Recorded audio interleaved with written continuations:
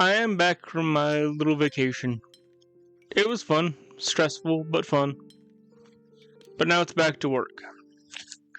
So, a bunch of games I want to talk about, but there's one that I've started playing since I came back that I want to talk about first.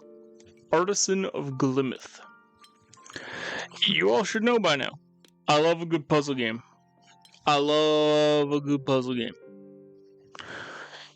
And you also should know, I love a good cozy game. I love a good relaxing game. Artisan of Glimmith is a good puzzle cozy game.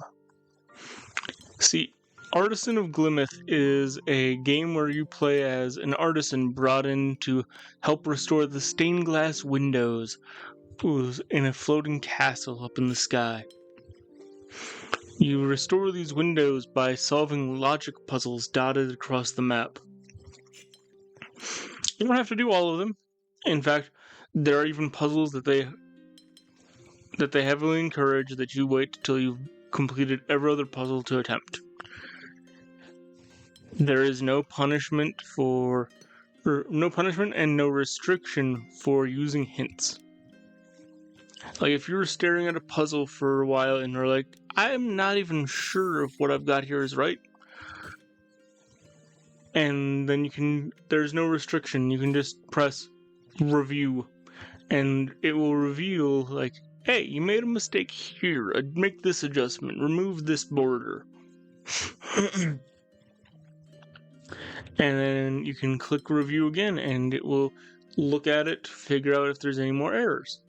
There is no penalty for making use of that feature. It is a wonderful little tool to help out. There's also no time limits, no restrictions on colors or anything like that.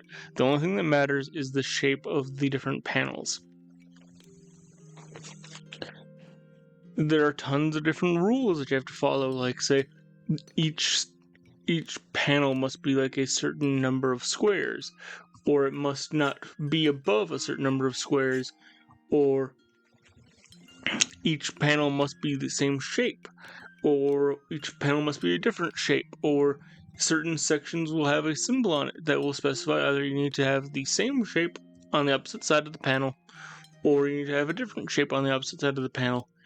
And, like, there are certain universal rules, like, say, if a shape cannot share a border with itself.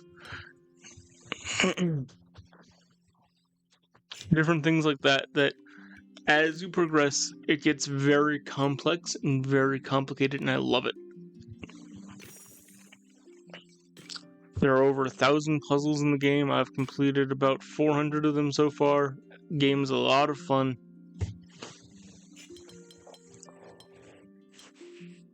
But there are no accessibility settings apart from how open and relaxing it is, with no restrictions, no time limits, etc.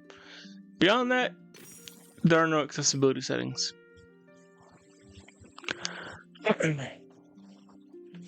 that's okay. Game is still a lot of fun. Now, with that out of the way, next week I will be talking about Darwin's Paradox, a puzzle platformer about being an octopus that basically gets pulled away from its home in the ocean and has to now escape out of a massive facility run by aliens trying to take over the planet. I had a lot of fun with the game. It's got its frustrating moments, specifically for myself, that I'll get into with that video. But until then, see you guys next time. Bye-bye!